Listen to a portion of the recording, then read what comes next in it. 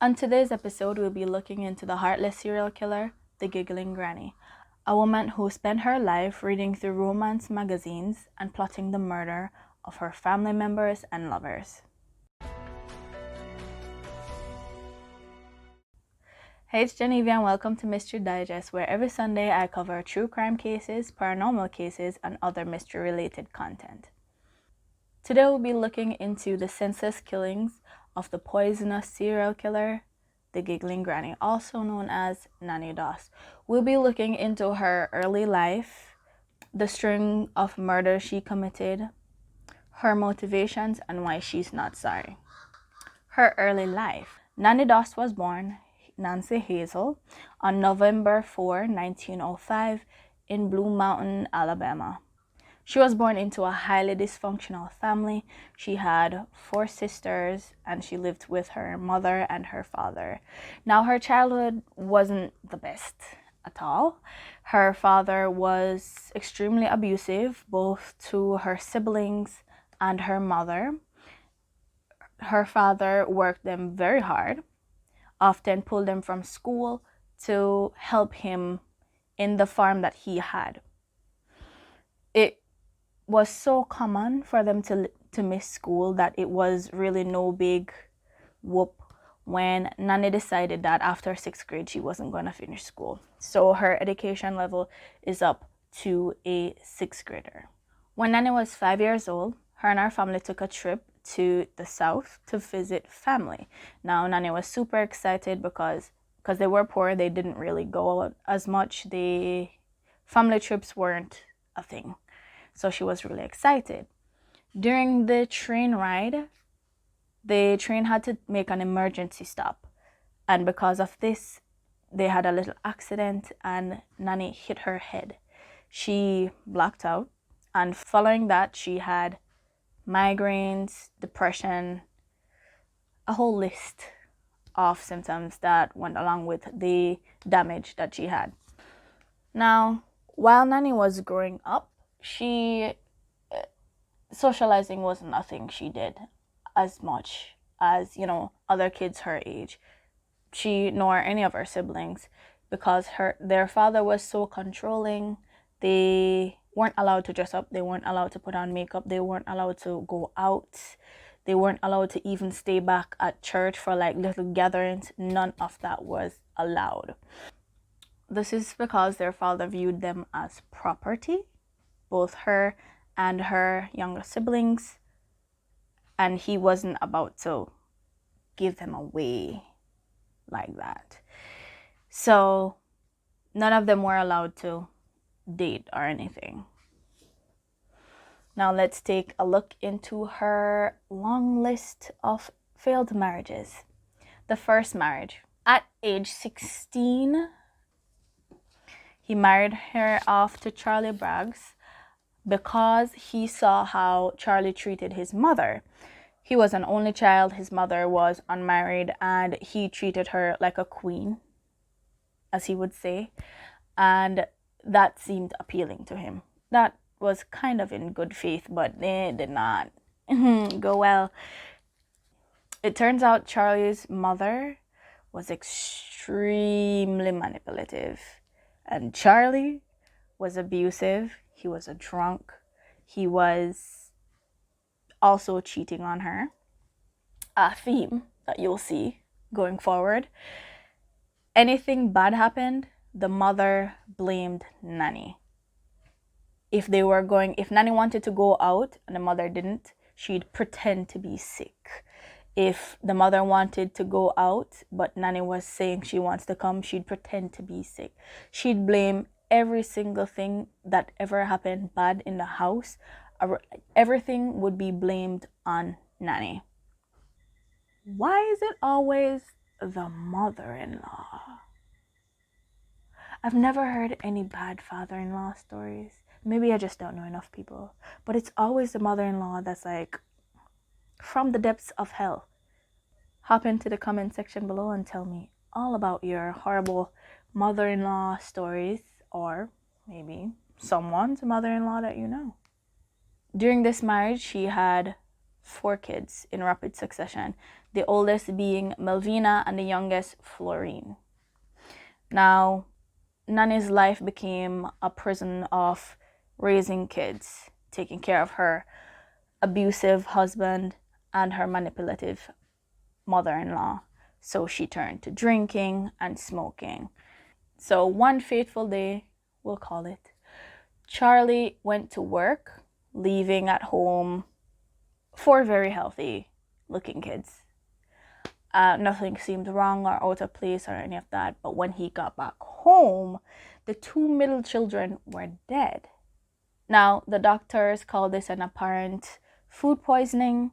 Their deaths weren't pinned on Nanny.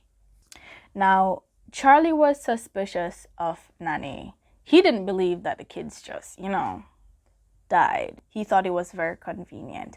Now, out of fear, he left with the oldest daughter, Melvina, one day and didn't tell anyone where he was going.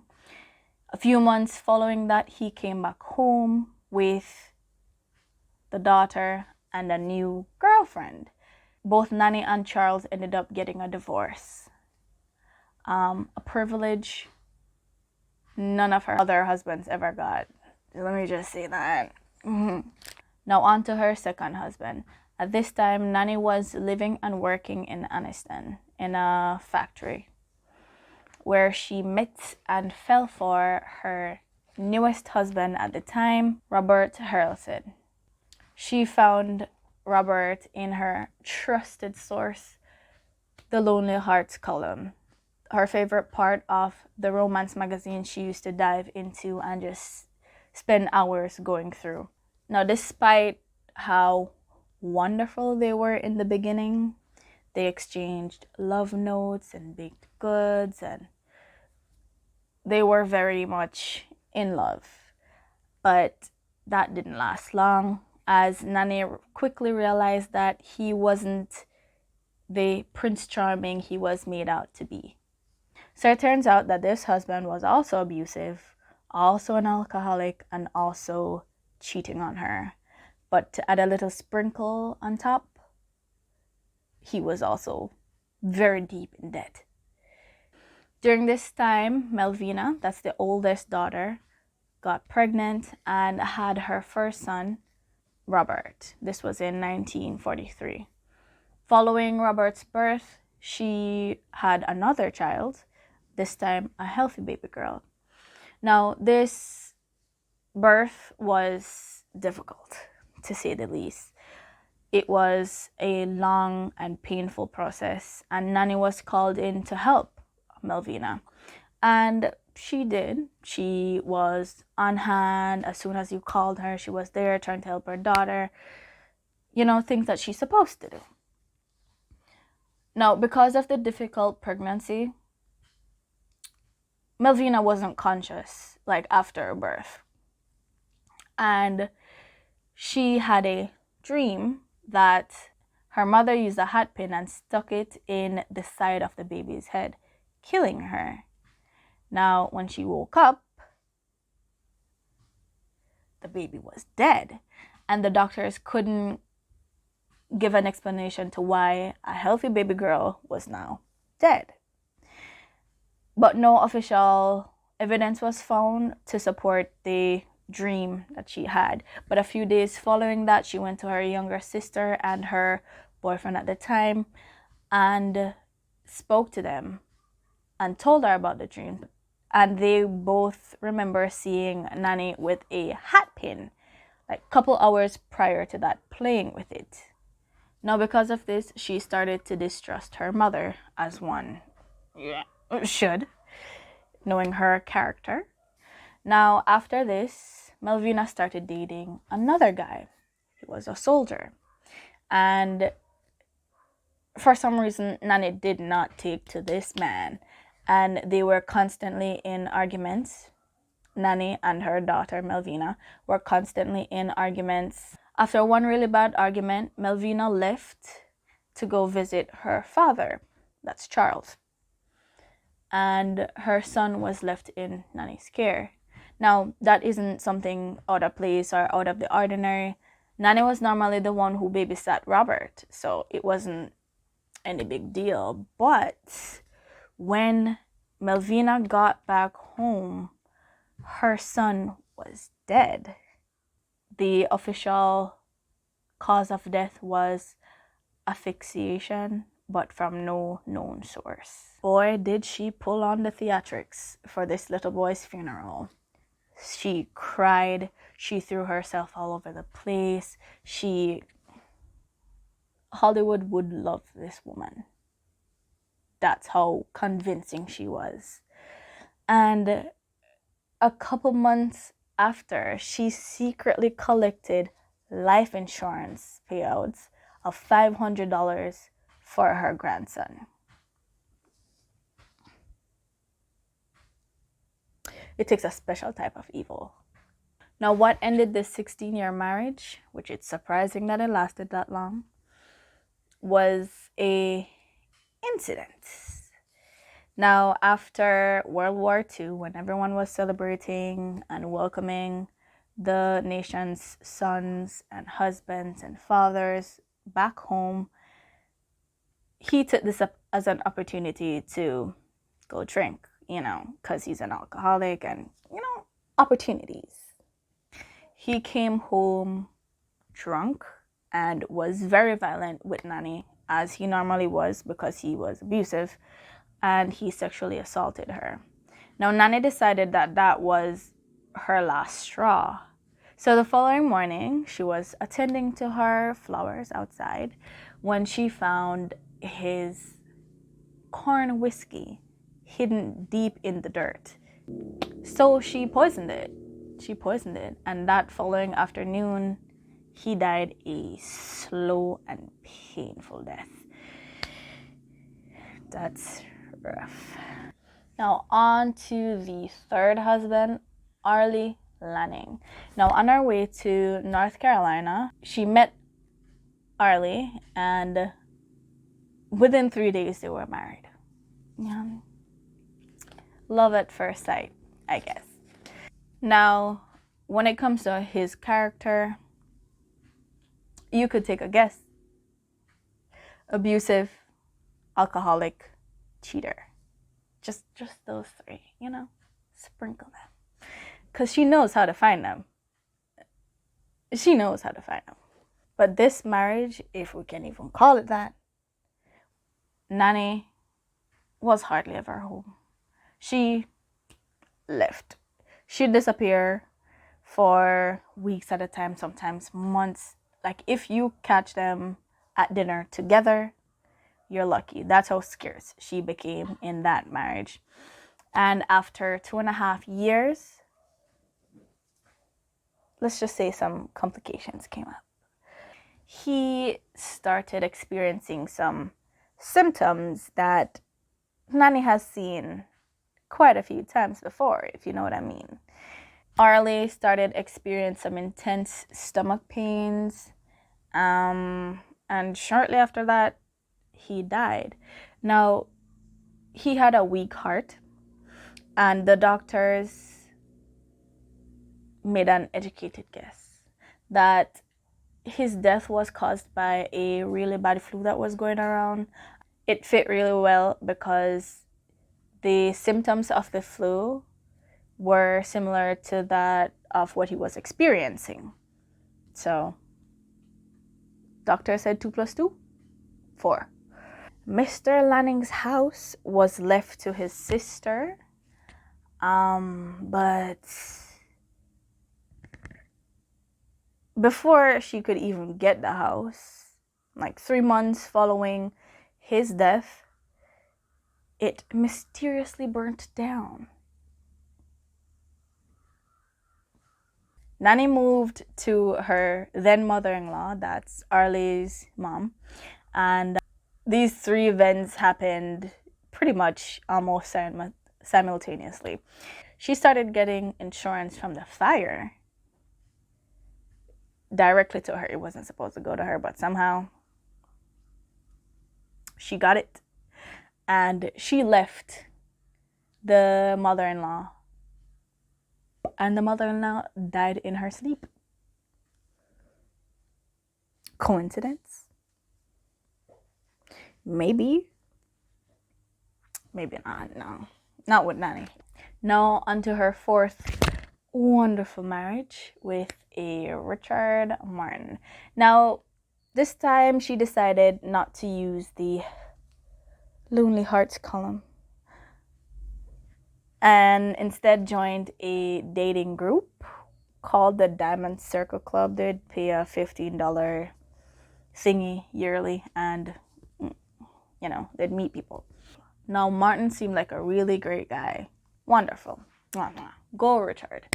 But he was also an alcoholic. She found out a bit later, and most definitely a cheater. He was financing whole other girlfriends. He said multitask.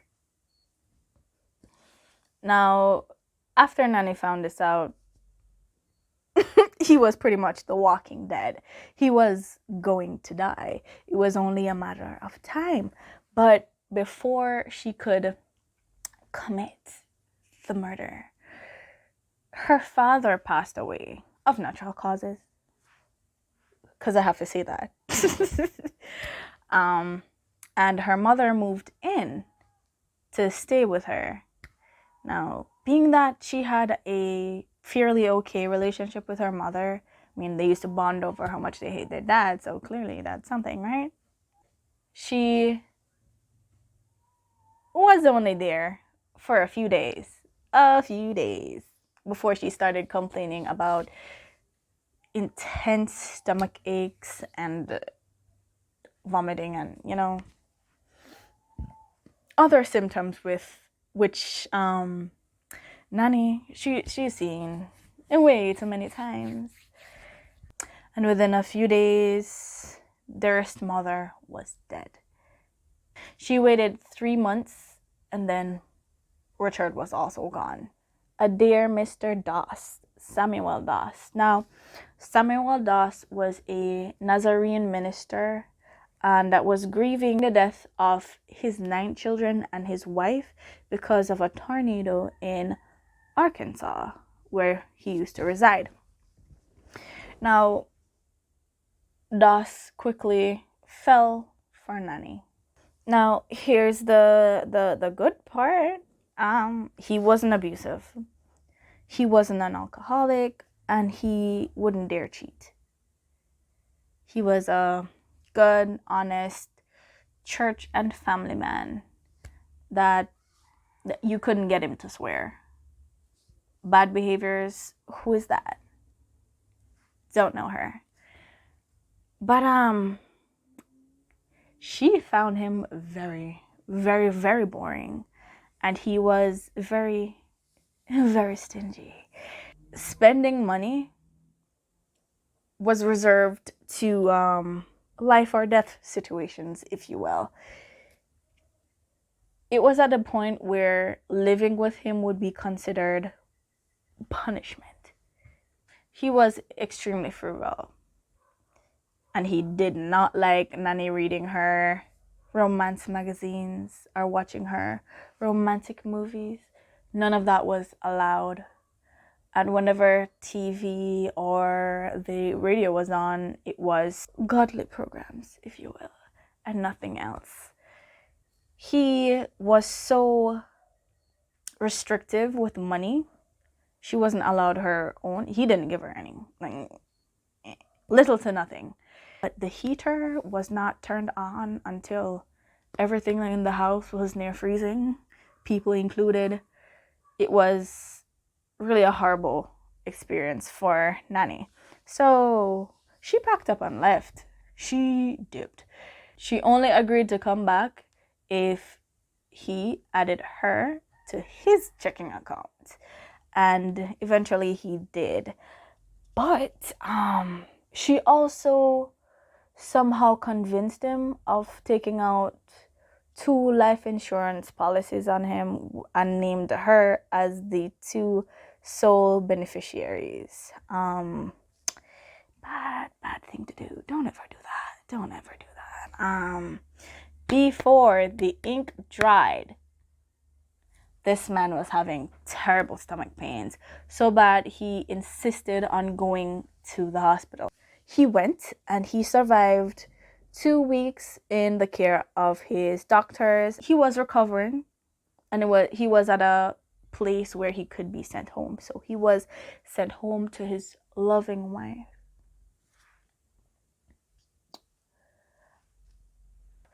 He was welcomed home with a home-cooked meal and a hot coffee. Guess which one was poisoned? I'll give you 2 seconds. A few.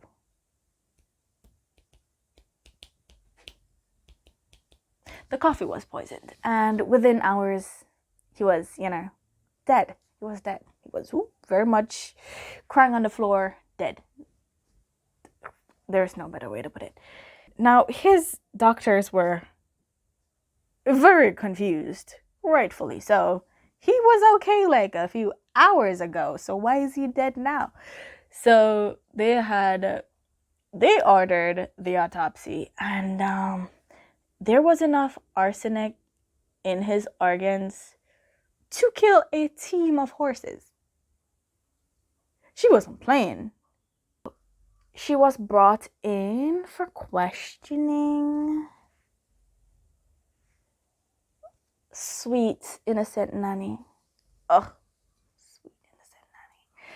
She was there in the room with the police officers, with her romance magazine, might I add. Normally this wouldn't be allowed, but she seemed super sweet. She was like everyone's grandma. That's what she was projecting. That's the identity she was projecting. And they couldn't really see themselves being mean to her. So I guess. So they were there for hours trying to get this woman to talk. They were like, Nanny, did you kill your husband? She was like, don't be silly. What are you talking about? She was laughing. She was like giggling, so innocent. She's like, what do you mean murdering my husband? Don't be silly, young man. So they did a little digging during these few hours to, get a bit more information, get more evidence. And they found a long list of dead people that were close to Nani. And that didn't look so good. So, they brought it up to her, and she was there skipping through her magazine, laughing. Oh, don't be silly, young man. Murder? Who? Not me. No. Stop. Now, after all her theatrics, she confessed to 8 murders, of which include 4 husbands, including the husband she just confessed to, her grandson, and a few other people, a few other victims. Now, a lot of people suspect that she killed a whole lot more people. Her official list of people that she killed did not include her kids, did not include a few other victims that people wanted answers on. They have enough information to put this lady away for a very long time. So they didn't find it necessary to waste resources on digging up more dead people. Now, a lot of people speculate that her behavior was due to the accident she had when she was 5 years old in the train, the brain injury she had. But a distant relative of Nani, who was doing a lot of research on her, said nah, she probably just had a really bad mean streak and murdered people. And what she did wasn't directly tied to the brain injury that she experienced. Now this lady, Zero Heart, she went through the trial joking and giggling and laughing at her own jokes about how this husband liked her prune cake and he loved it to death, and a whole lot of inappropriate jokes to make when you're going through a trial about you potentially being a murderer. she didn't care. No one shared her sense of humor, to say the least. And she was convicted. She got a life sentence. She was gonna get death, but sexism played a beautiful part in her not dying immediately. She was given life because she was a woman. Wild. Wild. And her conviction was in June 1955. She didn't stay long in the correctional facility. She died 10 years later in 65 of leukemia.